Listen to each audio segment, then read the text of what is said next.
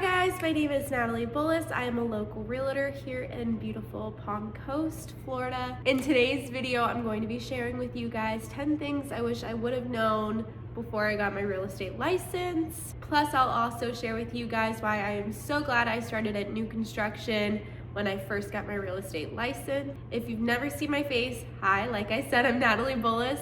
I'm 26 years old. I've had my real estate license for about 2 years, going on 3 years, I believe. I have a 3-year-old daughter, and yeah, I balance being a full-time real estate agent, a mom, and a Disney lover. I never ever pictured my life like this, and I'm so happy with my career, my life, and everything I've decided to do in the past couple of years. So stick along with me. I'm so excited to share my input on what I think I wish I would have known back in the day.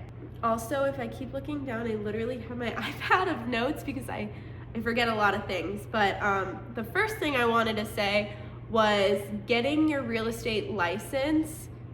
That whole course just teaches you about the laws of real estate. It does not teach you showings. It does not teach you how to do listings. It does not teach you what you do every single day. It teaches you nothing except for do not get in trouble, and this is how you can get in trouble. When I first decided I wanted to get my real estate license, my biggest thing was I want to get my real estate license as fast as I can and as easy as I can. And what I did, because I got my real estate license within about 2 weeks, but I also was a mom. Like, I had a really small baby at the time, and I was working for my mom, and I had a lot going on in my life that I probably should not have gotten my real estate license. I think I just wanted to get it just to prove to myself I could do anything. And my dad used to say, you know, always invest in real estate. It's the best thing you can do. So I've always been semi into real estate. Like, obviously I didn't know anything. I just knew it was a great investment for anyone.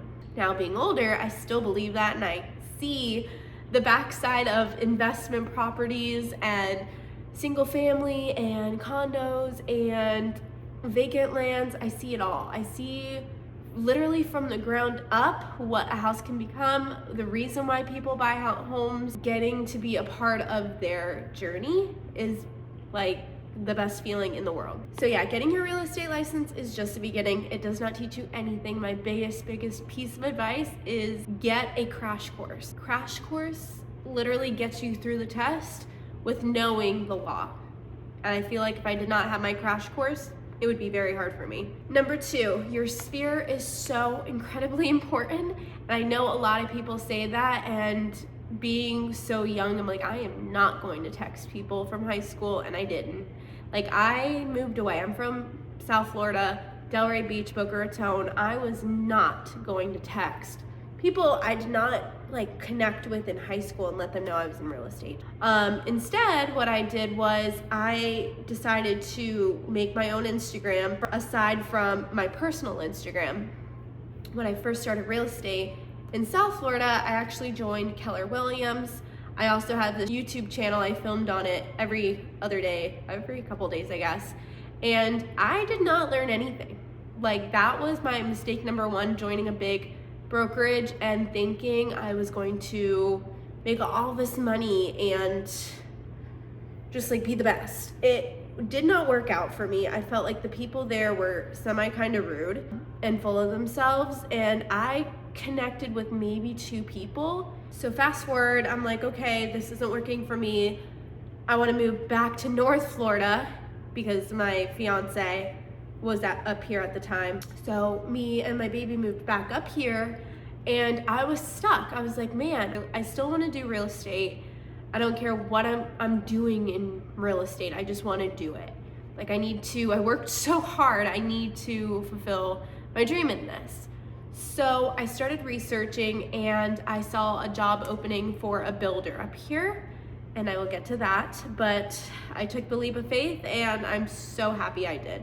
So your sphere is everything. Right now, when I transitioned recently into general real estate, all my new construction friends / agents knew I was coming into general real estate. If they had people they knew that needed to sell a home or friends that needed to sell a home, they already knew me, they knew my character, they knew how hard I worked, and they would just say, hey, you know, I have a really good agent who works her butt off, and have her take a look at your home, see if she can list it for you, and you know, you can buy your brand new home. So having a sphere is definitely super important, even though it is, I don't want to share everything. Like, I don't want to ask people to give me their business kind of thing. So we got getting your license is just the beginning, obviously only teaches you law. Your sphere is everything. Connect with people, be a human being. Don't be salesy, it's not gonna work. Number 3, consistency beats perfection. I think I've always struggled with this, especially with anything I do in social media. My YouTube channel, I've taken so many breaks because I wanted so many things to be perfect and it just wasn't. My business, now that I am in general real estate, I wanted to do everything the right way, as one should. But I wanted to just do everything right off the bat and, you know, open an LLC or a C Corp or anything, get every fee paid for and get my signs. And I spent like a week on my signs because I didn't know what the vibe was going to be. My business cards, I looked at them 15 times and I still didn't like them. And I was like, I need to stop. I just need to literally get everything out there and start marketing and doing my job, basically. So perfection is a lie. You're never gonna be perfect. You just have to be consistent. I have an Instagram that I have now been posting every single day on, and I'm very proud of myself. And even if it's like showing a backyard, imagine your kids running around this big backyard, what a blessing it could be. You know what I mean? Just being a human being and connecting with people, I found for me has worked the best. Most leads take time. This I still don't understand, but I get it. Like, I don't get it, but I get it. I don't understand when people say they're ready and then ghost you. That bothers me. I would rather me show you 7 homes and then say, you know, I am just not ready. I did not find something I liked. Can we hold off a little bit? Than just being like, family emergency, I've been in the hospital, and then just never replied to any text or emails. That bothers me. Mindset is half the job. I've suffered from severe depression and severe anxiety and my surroundings definitely affect me.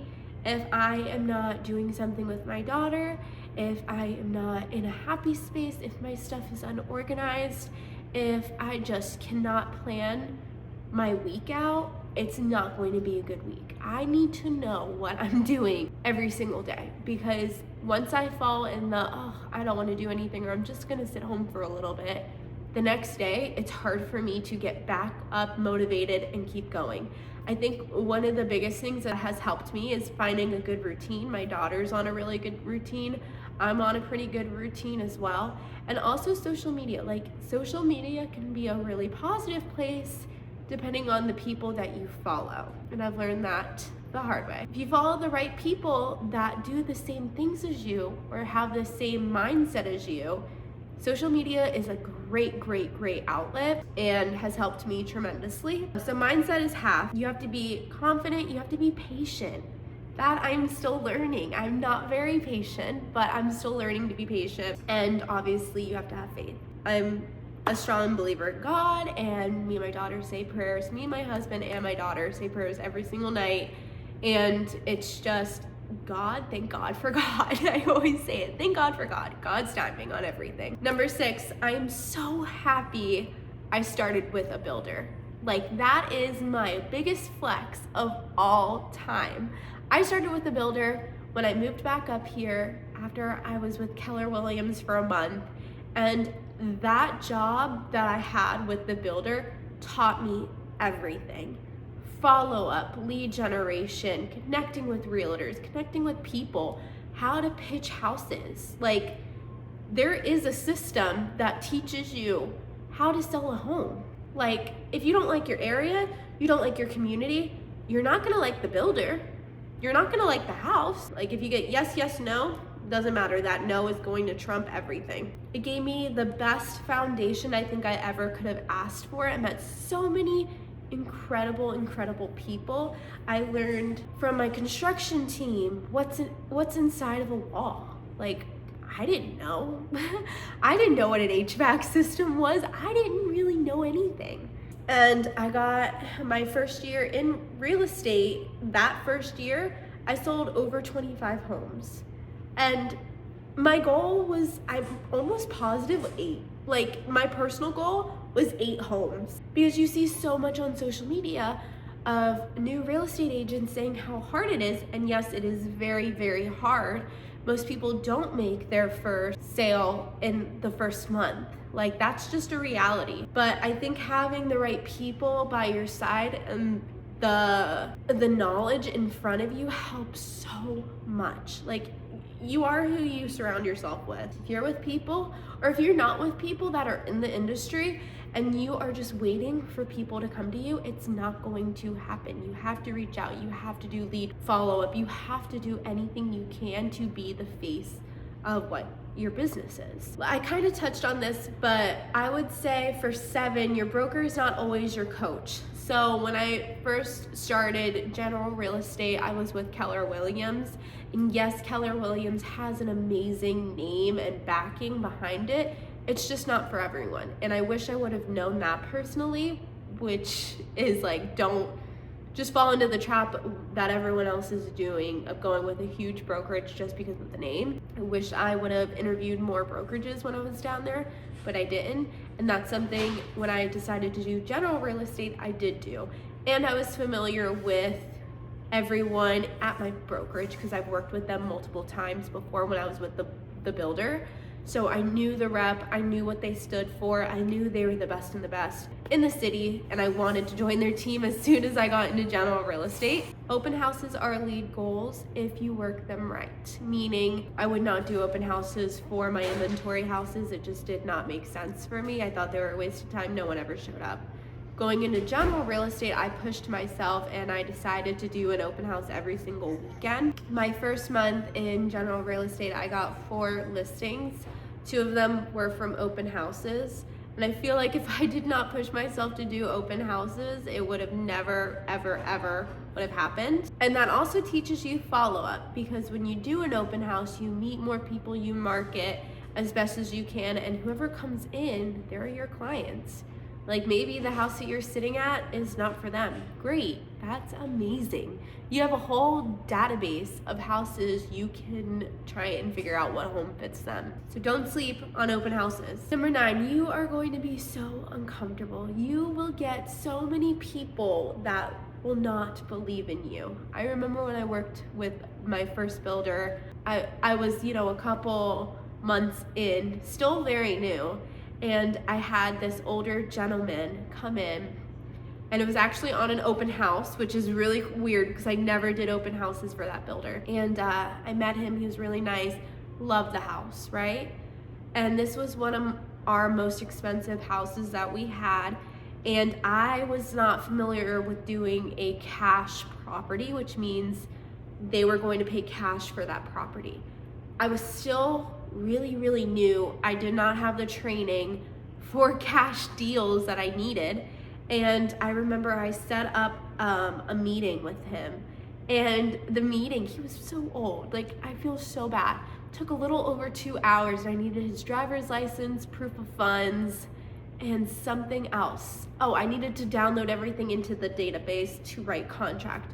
Well, the lady who I was working with at the time, she did not have time to help me. She had like 9 people at the model, literally, walking around, and she just did not have time to sit with me and do a full contract with the people sitting in front of me. Definitely my fault, looking back on it. He still bought that house, just not from me, from my friend, actually, and I remember he told me to get my manager on the phone with him and me, and we were gonna have a conversation. He called me Natalie bullshit, and I will not forget that to this day, and he was really mean, and I was trying my hardest to get this sale all done. He was really mad that we could not put a ladder in to go up to the attic. That's why he was so incredibly mad. It wasn't because I didn't know what I was doing. I already sold him the house. Like, we were going under contract. He wanted stairs to go up to his attic, and he also wanted to do something else, and I can't remember. Anyways, I'm editing this and I'm laughing. Another thing that came to my mind, another reason why he did not want to sign contract was because with a builder, the contract was about 13 or 14 pages, and he wanted me to consolidate everything into 2 pages. That is why he did not want to sign with me. I told him I literally had nothing to do with the length of the contract, and then it was also the stairs to the attic. I just remembered it. Very unrealistic. It was not something I could possibly do, and he was mad. You're gonna get a lot of no's, and you're gonna get people that are really mean, but don't stop. Keep going. Every no will equal to a yes in time. Okay, number 10, you are not going to know everything. Like I said, I'm going on, I think, year 3, maybe year 2.5 in October, and I still don't know a lot. And I feel like the days that are slow for me and I don't know what to do, I try and get out of the house, and I try to go to different builders. That's why I have this YouTube channel to help me get out of the house, to see what other builders have. Like, yes, I'm a real estate agent and I no longer work for a builder, but like, if you live in New York and you are coming to Palm Coast and you want to buy or build a brand new home, and you just don't know what Palm Coast has, you're gonna surf the internet and see. And hopefully you stumble on one of my videos. Yeah, you definitely aren't going to know everything, and that's why it's so important to have a really strong brokerage that you can give anyone a call and be like, I need help. Please help me. And they should help you. I made tea and I did not even drink it. I've been on a hot tea kick. Now it's like warm tea, but that's okay. So those are my 10 things I wish I would have known when I first started real estate. But looking back, I don't think I would change anything. I'm very blessed and very happy with everything I've done and everything I've accomplished. And also why I'm so thankful and grateful that I started with new construction from the beginning. If you are a new agent, I really hope this helped. Sorry I rambled on for so long, but I used to love watching videos like this. When I was trying to get my real estate license, I literally just watched every single YouTube video and TikTok at night, trying to get as much information as I could to become one of the best real estate agents. I'm still learning, and I'm so excited for year 5 or year 10 of being in real estate and seeing how far I've come. If you or someone you know is thinking about coming to Palm Coast, let me know, and I would love to help them find a brand new home or a resale home in the area that they want to live in. All my information is in the down box below. And yeah, thank you guys so much for watching. Bye. Say, I love my mommy so much. I love my mommy.